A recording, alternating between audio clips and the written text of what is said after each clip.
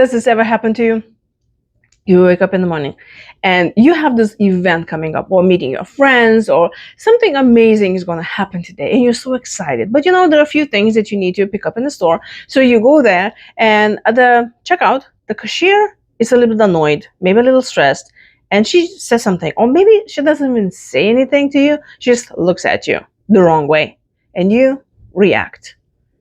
You leave the store and you think to yourself, who is this person to tell me, and why are they behaving like this? My day was so great until I saw them. The reality is, they didn't make you feel bad. You yourself made yourself feel bad. And before I lose you here, here's the deal. If you are a person who is sensitive, you're an empath, you will feel other people's energies. So what happens is, if you don't really have some sort of protection around you, you will just soak it in. All of those people that are around you with a negative and anxious and fearful, all those negative energies, and then you just kind of carry them around and change your own. So what is that we do about that? How not to get in that kind of situation when somebody just can derail your all a good day? And you could be not a cashier, could be a friend that you have, like, the party was going well, and then they just came in and then just dumped the negativity on there, and then suddenly you don't even feel good anymore. What happened? Good news, we totally can change that. And I can relate a lot, because I used to be one of those people that will constantly soak it up, everybody else's energy, and then will wonder what's happening to me. But before we get there, I want to tell you why this happens. So you see, being a sensitive person, it's a great tool, really. It's a survival mechanism that you learned when you were a child, and you grew up in an environment where you didn't feel appreciated, seen, but mostly safe. So just think about it, and it could be a little painful, but I can tell you, my dad was alcoholic, so I was afraid to go home. Meaning, what happened to me, every time when I wake up, when I get back home, I always scan the room. I go into the kitchen, I go into the living room, and I already scan how my mom and my dad feel. If they're in a good mood, I'm safe. Okay, great. Then I can be coming in. If they're not in a good mood, I'm probably not going to go in that room. Or worse, I will get there and I'll become this jokester and take on their problems and try to make them feel better. Because if they don't feel good, I don't feel safe. So if I make them feel good, then in return, then I can feel safe. If you can relate to this, drop a comment below. But it's a tool. It's a good thing. We can use this for our future, obviously, when we can go into your workplace, or you go meet a client and you just kind of fill in, and then you can give them back the feedback or whatever they want. Maybe they feel anxious and invalidated. Then you can validate them. Then you can support them in that situation. Definitely, a little disclaimer is that whatever you're dealing with kids, if you are the adult, you need to take responsibility what's happened there. Why? Because children are not capable of regulating emotions. And that's why we grew up the way we grew up, especially that has to do how we manage stress, really depending on how our parents were managing stress. So, take a moment and think about it. How stress was managed in your family, with your grandparents, with your grandparents. Because we learn those patterns. In order to survive, we will do whatever we've been told to do, naturally. We humans, we need to belong to other humans. We don't want to be abandoned. So we will have the loyalty and we'll honor those patterns. Even those patterns don't serve us, we will still do it. So the first thing that you need to do in the situation when you're feeling that something happened, your mood changed, you need to tune into yourself and acknowledge, how do I feel? Put a label on it. You can say, I feel agitated. I feel sad. I feel angry. I feel stressed out. What is this? And then you need to ask yourself, is it even mine? Is it even yours? Because if you're one of those sensitive people, You probably picked up somebody else's emotion and now trying to solve it, trying to digest it, but it's not even yours. So you should not be digesting that, obviously. Is this yours?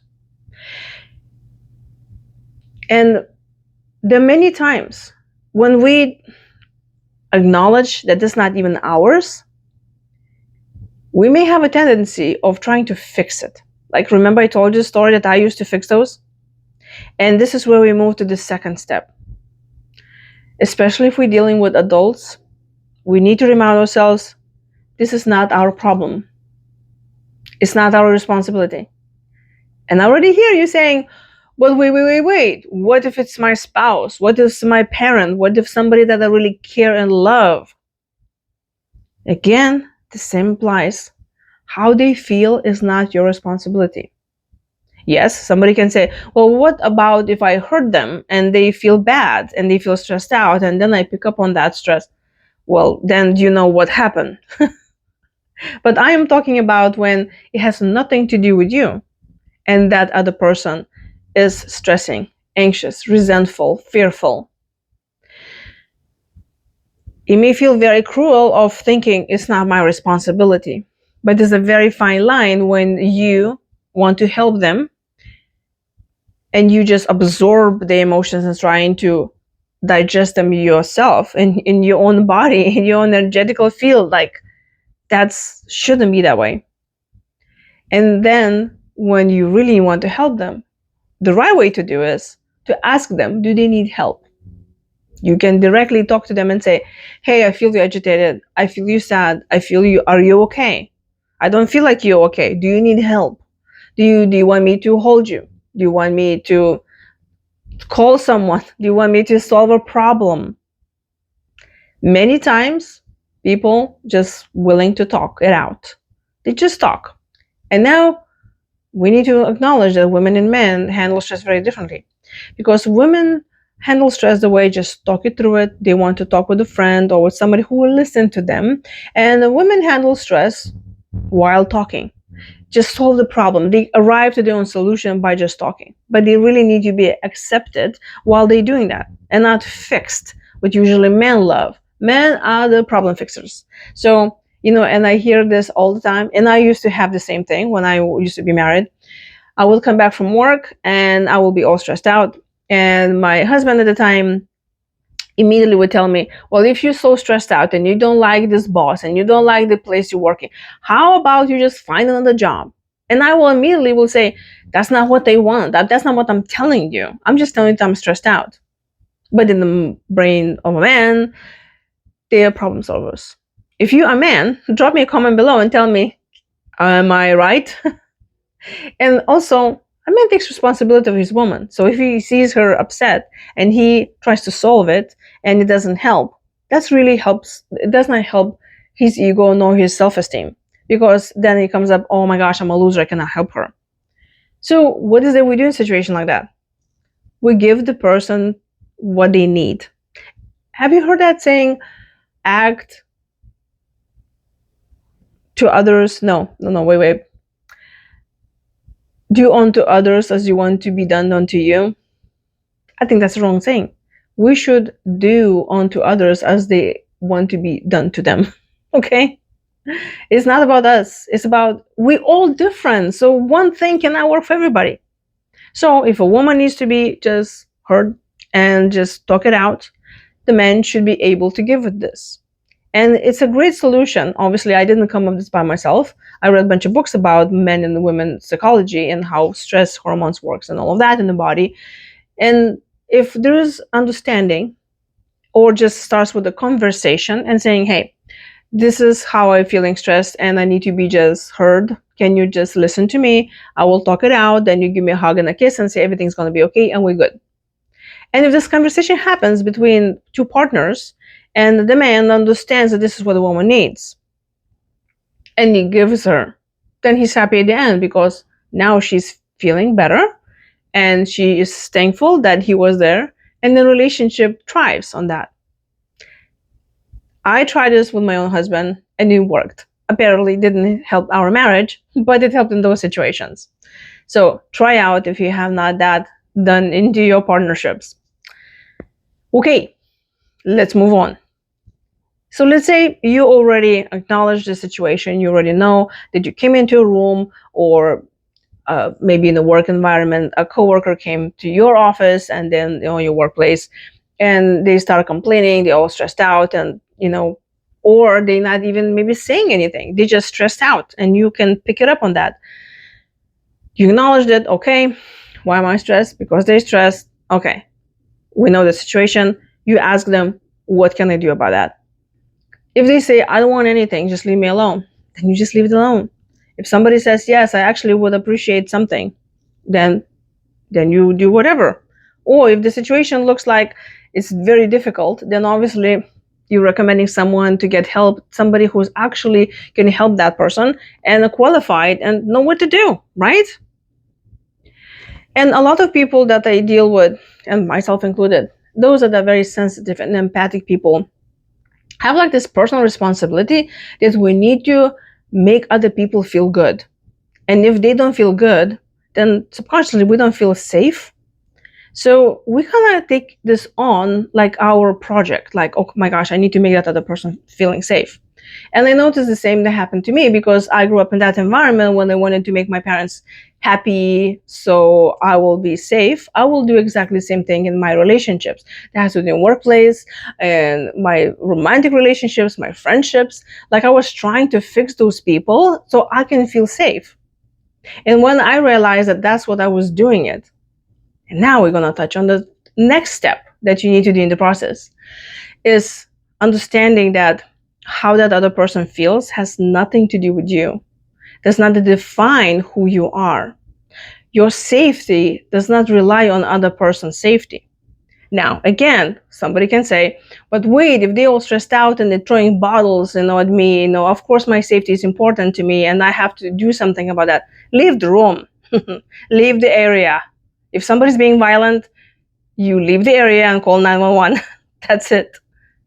Obviously, if you did something that created a conflict and they don't feel good and you don't feel good, and then obviously that's a conflict situation that you need to deal about differently. And we're not going to talk about this in this video because I'm talking about right now about when you get in the person that they already bring in their own problems. That has nothing to do with you. So that's where you need to acknowledge that the situation that they're in has nothing to do with you. They do not define you and your worth and your safety. Of course, if there's a safety issue, then like I said, then you do it. But if you really ask yourself, like, is this a safety issue for me? You came back home, your spouse is upset, or somebody you live in the house upset. You ask them what it is about. They say about work or about the project that they're dealing. That really has nothing to do. They're not going to just blow up on you, even if they like very upset and throwing, dishes around. Then you can say, I feel not safe. Can I do something about that? But when you realize that you should not even fix the people, because when you think about it, who are you to tell them what they need to do, right? But you definitely should say, I don't feel safe in this situation. And what you just said sounds to me like that's what you mean. And is it about me? It's not about me. How can I help you? It's very important to have a very clear communication among people about anyone, really. Because if you do not communicate to other people how you feel, and if you feel not safe, or you feel stressed and anxious and all of those things, then it's impossible to change it. So when you start with acknowledging where you are, acknowledging why you're feeling this way, okay, you pick it up from somebody else, then you say, all right, this is not my problem, but hey, can I help you? Can I make things better? And also, do not get upset when somebody doesn't want your help. I know that happened to me multiple times before when I say, hey, can I help you with this? And they're like, no, I don't want it. I felt rejected. I felt fear of abandonment. I feel like I'm not useful. And hence, they will discard me. Especially if you're a person who's very into doing things and projects and accomplishments, and you are workaholic and you perfectionist and you want to achieve things.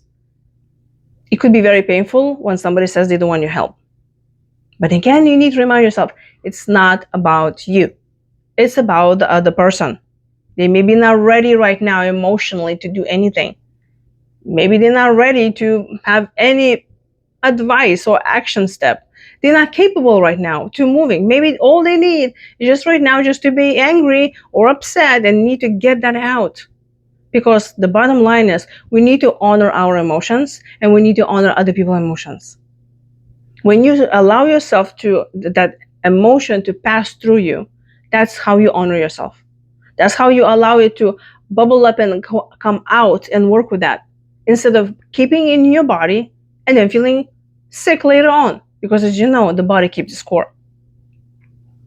I would like to hear in the comment, leave me a comment and tell me, was there ever a situation that you felt somebody was upset or anxious or stressed out and you made a difference in that other person's life and you felt good and they felt good? Because I'm always looking forward to reading the comments.